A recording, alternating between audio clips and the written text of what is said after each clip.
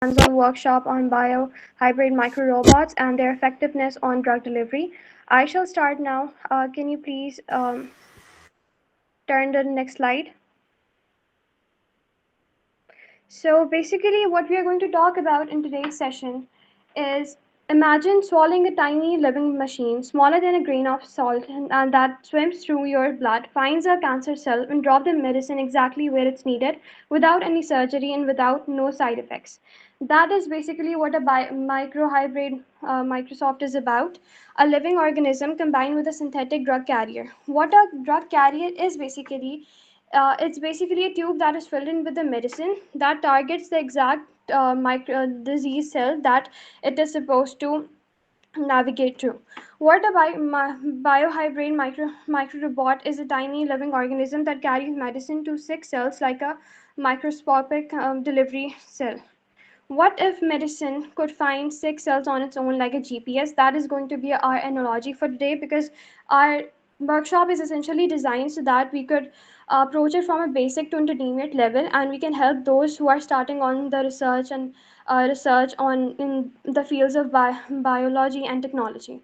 How we are approaching is through the GPS analogy, and we are going to approach it as it is that as you can see how can I have a minute?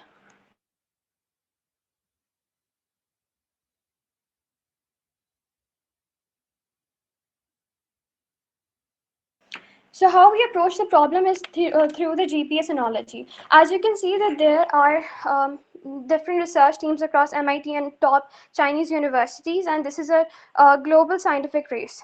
In the next hour, we are going to cover what they are, how they work, and what they are headed to, and what careers options they open. Now, first of all, we're going to talk about the remote control. The remote control is an important except over here because how we see and approach this problem is during many chemotherapies and many of the radiotherapies. The main problem that occurs in such in cancer treatments is that you have to let the fluid or the IV treatment slip through your own bloodstream. What happens is that although it can treat those diseased cells present in your body, but it can also highly affect the healthy cells that are present inside your body, and that is a very big issue because it causes many other side effects such as nausea, and there are many other side effects that are caused due to this problem.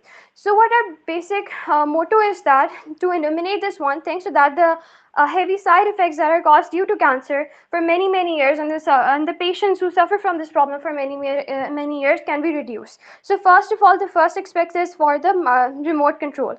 A tiny bacterium or algae, this is what we use as a living organism because this is a very, like, most of the algae and bacterium which we are using in this such therapies are single cellular, so they are very easy to use. And what happens is that these tiny bacterium and algae then naturally swims using external signals such as magnetic fields.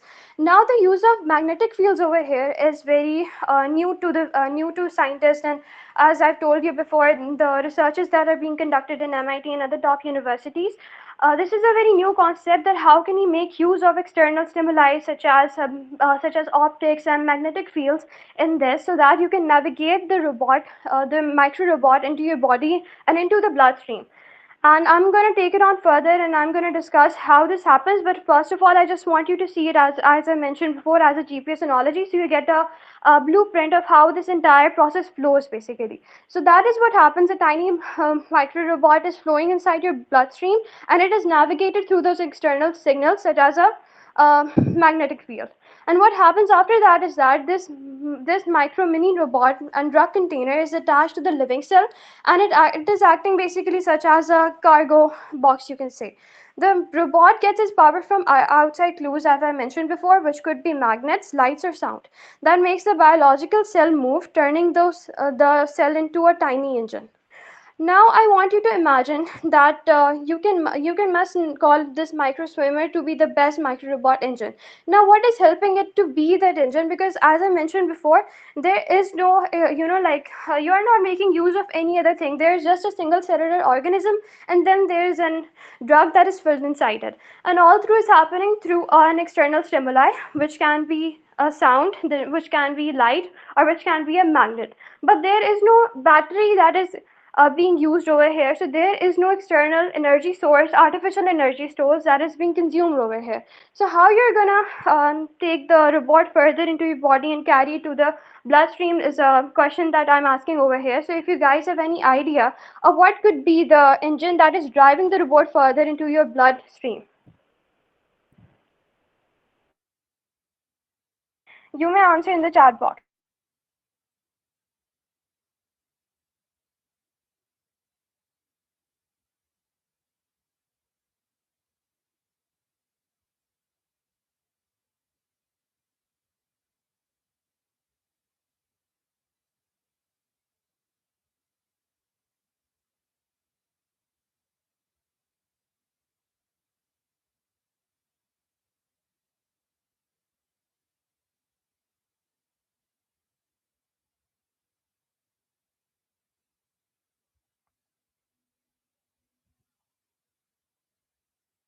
Does anybody has an answer to this question?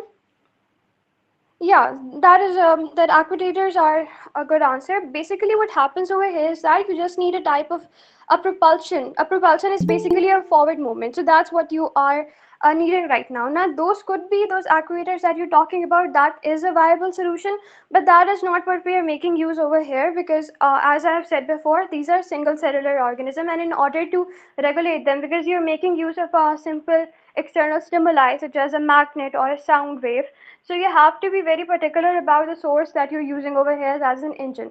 So instead of an actuator, you can also make use of a natural flagella, which are basically tiny tails, and that is what is going to help for the propulsion, for the forward movement of the micro robot. And that's what we're making use over here. So these robots are being guided over and they're being engined by these flagella and for the propulsion purposes. Now, what happens is that, can you please turn to the next slide? Yeah, this question is being already answered, that I've already told you guys that instead of actuators, we are going to use the flagella for the movement so that it's easier to navigate it through. Now, how do they work? So there are these 4 steps through which these are going to work. First of all is that these are supposed to move on this own because the propulsion is being guided over through the flagella, which is also a living organism, and that is single cellular, and that is going to cause the propulsion for the micro robot. After this is guided through the bloodstream and it has to reach the particular location where this disease cell is present. So what happens is that after the propulsion is happening, we have to guide it through towards that disease cell. How that happens is, first of all, it's guided over, and after that the natural swimming occurs and it can reach the internal targets. Now, as I mentioned before, same process is being repeated, that those magnets or other fields are being used to navigate it through the disease cells, and that is how it's reaching to the path that is navigated to. And after that, at the target cell, the medicine that is present in it, the drug that I'm talking about, the medicine capsule, opens up and that dumps the drug that is present inside the sick cells, and that is what we are using for the treatment accuracy, and that is also the major fact that is being adopted over here to reduce the side effects that are being caused by chemo and radio.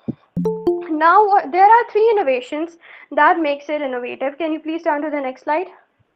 Yes, this one. So what makes it innovative? The first of all is that there is no battery needed. I've also discussed this before, that there is no battery needed for this process because entirely this entire thing is happening through a singular cell that is present over here, and that could be either a bacterium or either can be an algae. And for the propulsion purposes, we have flagella over here, and apart from that, there is just there's just the drug present in it, which is being carried by the carrier. And apart from that, because no surgery is needed, you have to, like, there are 2 procedures that you can adopt. And that depends totally on the type of cancer that you have been diagnosed for. If you have, for instance, we're going to discuss it later also, but if you're diagnosed with, you can say, lung cancer. If it is lung cancer, then you will have to inhale the medicine. Or if it is some other kind of cancer, then you can opt for swallowing the medicine so that it can reach your bloodstream. So this is also an important factor, that there is no surgery required for this process, and that could be administered non-invasively so that the patients do not have to recover from any invasive surgical procedures to deliver the therapy. And another very important point is the pinpoint precision. Many of the surgeries that are being happened for the chemosurgery and the radiosurgery, the main problem that occurs is the side effects. And that is what we are trying to solve over here, that external fields like magnetic and optical guide the microrobot to target specific cells and tissues with high accuracy. And that is what makes it the most innovative also, because apart from the battery and surgery, these are also very innovative factors, but the thing that we are trying to reach over here is the pinpoint precision, which is being guided through the biohybrid micro robots. And after that, uh, we have, can you move to the next slide? Yeah, I think so I've discussed this pointer, the next slide.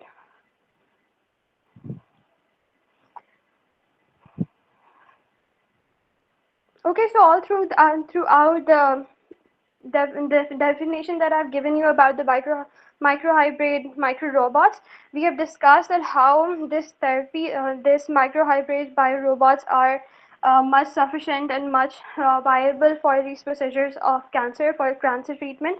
But I'm just going to go through it one by one. That first of all, in case of delivery, these chemo uses an IV drip that floats the entire bloodstream. Microrobots are inhaled or injected and self-navigated to the target. The targeting is also one of the major factors. The chemo affects all dividing cells which are non-specific. So they are not specific to the location. Can you give me a minute?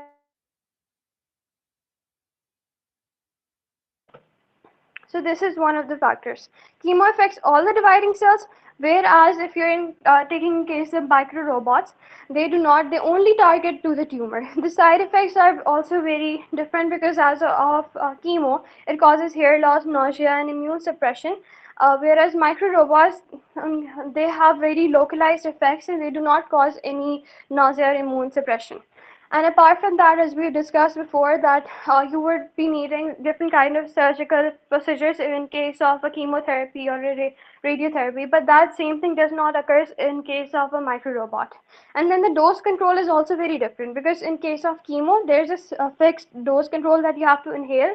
That happens month by month and year by year, depends if what stage of cancer you are at.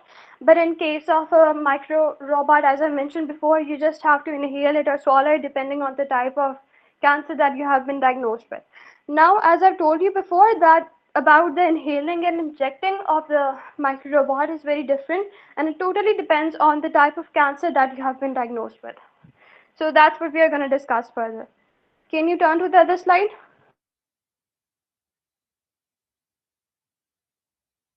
Sorry, the next one?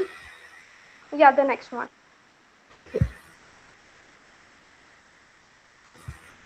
All right. So here we have all. This one? Okay, so like first of all, in case of a lung cancer, it has been in, like as I've told you before, the micro robot has to be inhaled directly into the lungs, and there is no surgery required. In case of a tumor, medicine released and only at the tumor section so that the healthy cells stay safe. In case of a in case of a brain disease, it crosses in your brain safely, and regular drugs cannot reach over there. Basically, what they do is cause in order to reach it to the brain, they have to do some kind of a surgery because obviously, if it has to be regulated via swallowing the medicine, it's difficult to reach the components that are present in your brain, for instance, the frontal lobe. So that's why in case of cancer that is happening in your anywhere in your brain, they have to perform small surgical procedures, but that is not that much as that are caused in chemotherapy and radiotherapy. And then there are different types of infections which are carrying the antibodies to bacteria, and it only kills the bacteria, and that is a much faster way also to do it, which cannot be achieved by chemo. So that's what we have discussed in case of the types of diseases that can be cured using the micro robots. And furthermore, the all that we have discussed so far, the blueprint that we have gotten from here is that first of all, by definition, it's a combination of a living organism with a synthetic drug carrier, and it can be administered via inhaling, and via injections. And the mechanism is also very simple, that it targets tumor directly and sparing healthy cells. The current status that we're going to discuss over here is, yeah, the current status that we are discussing over here is that first of all, as of now, like right now it's 2026. So right now, more discussion is happening that how can we make it more effective and how can we improve the technology for it so that apart from these three diseases that we have talked about, the brain diseases, the infections, the lung diseases, how can we move it further and how can we make it used for other procedures also? And after that, what we are expecting to see in the upcoming years is that how we can test it on on animals also, so that we can prove that it's safe for humans also.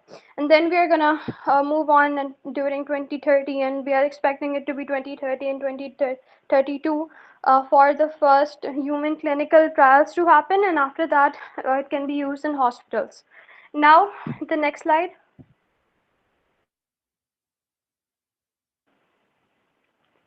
Okay, so now what we're looking at is the type of careers which can be approached for the making of these biohybrid micro robots. First of all is the biomedical engineer, which are going to design and build these medical procedures and these medical devices and robots, which the micro robots that we are talking about. And there's also another career which is of medical researcher to test the safety and effectiveness of these new technologies. Nanotechnologists, which because I've told you that this device is very tiny and it is a kind of a nanotechnology. So the nanotechnologists are going to create materials and parts of it of the at the nanoscale for the use in ultra small disease devices, and that's the kind of careers that can be approached if you have any interest in this field of micro robots and their effectiveness on drug delivery. Now, the last question that I have for you guys is, would you be comfortable having living bacteria swimming inside your body to treat cancer? What concerns would you have? So, like, if you have anything going on in your mind, you can chat in the.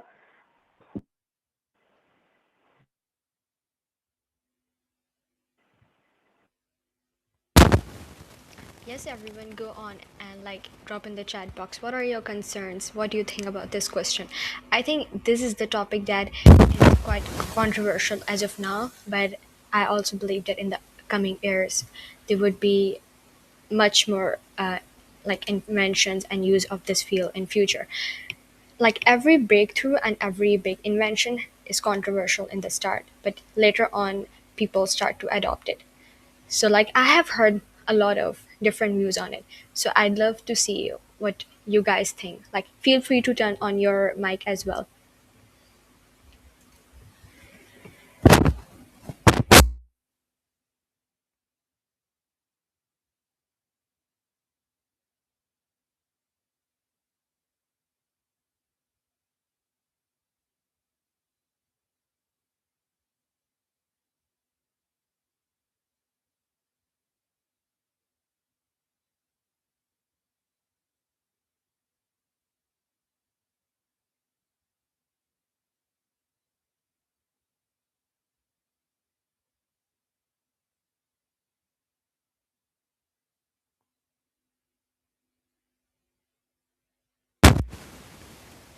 Now we have some answers in the chat box. What do you have to All say right, about all that?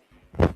Okay, so about the first question that is being asked, I think so that this was an explanation that I wanted to give regarding the fact that I mentioned it before that how these different kinds of micro robots can be infused into your bloodstream and how they can, could be used via those external stimuli, which could be either they could be optics or they could be sound waves or they could be magnetic fields. So how this happens is that the biological entity itself acts as a sensor, and what you're talking about is a clean switch, right? That you have that once it reaches over there, it just completely erupts the disease cells, and that is the end over here for that disease cells or for that mutated cell. So yeah, that is what happening over here, because what how the procedures occurs is that, for instance, if you're taking the biological entity to be a sound wave, which can be opted over there as the cell that is present over there is the biological entity, and that is used as a sensor which is navigated through different stimuli. Now those stimuli, as I mentioned before, can be either uh, a magnet, a sound wave, or an optics. But other than that, there are other stimuli also, which are oxygen gradients and pH changes or light. So with that, those can be used for this, and this is actually a very clear switch, because what happens in chemo is that it takes a time so that it could be completely removed or swept off. But in case of these micro robots, this like this procedure is much faster in this case, because that sensor that we are talking about and the stimuli that we are using over here has like it's already present in our body, so the procedure happens very fast. And what is once it reaches the position over there, and once it reaches its target that is present inside your body, it completely diffuses with the disease cell, and that's where the end. It totally depends on the type of disease also. In most of the cases, it would take about 2 months or 3 months. But for like if the tumor is widespread, then we cannot say that this procedure is can be opted, because as I said before, there are already many researches that are being conducted, so that could not be like defined right now, but that's what we are looking to do in the future. Yes.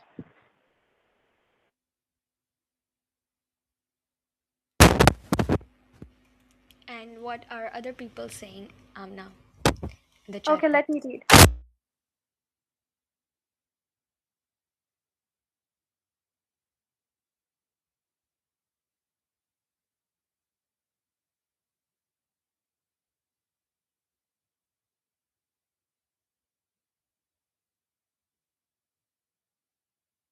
Okay, so I see that many people have a concern about the safety procedures, and I think so that is totally right and totally correct to ask the right question about the safety and the mutation that can occur possibly in this situation.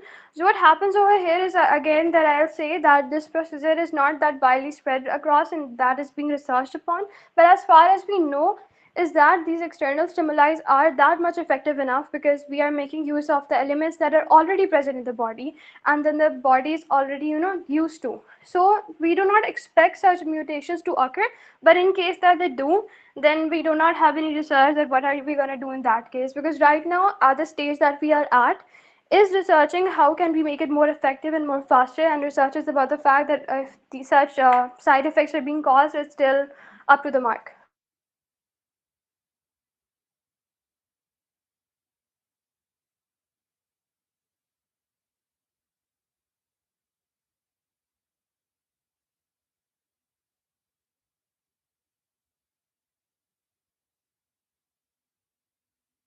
Okay, so like there was another question that somebody else has asked. So like as far as I know, like I once attended this one project exhibition, and there was this one innovation category, and the same project was being displayed over here, that how can you treat cancer by using these nanotechnology and these micro robots. So like the one way that they identified that for like to make sure that the cells that are being targeted over there are the cells that are actually the disease cells and not the healthy cells that are present in the body, is that they were working on the cancer cells.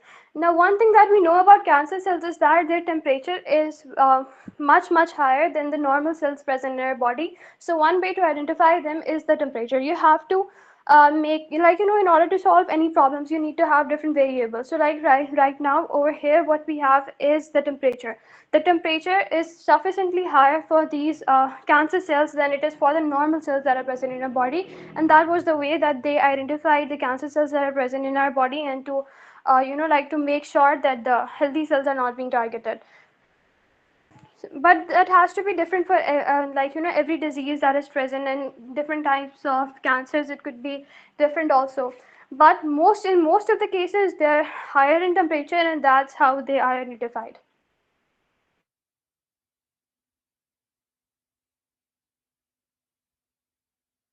Are there any other questions?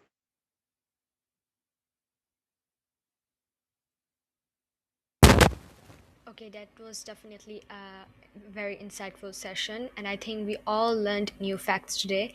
If anyone doesn't have any questions, we'll just wrap it up. I'll just take a picture in a moment. Evelyn, could you just share the slides again so we could just take a picture? And anyone who wants to turn on the camera can turn on it as well. We'll share the recording of this session on the YouTube channel as well, and you will also receive their certificates through YSA's page and email. And if you do have any questions, drop it in the chat box. Meanwhile, I'll take the picture.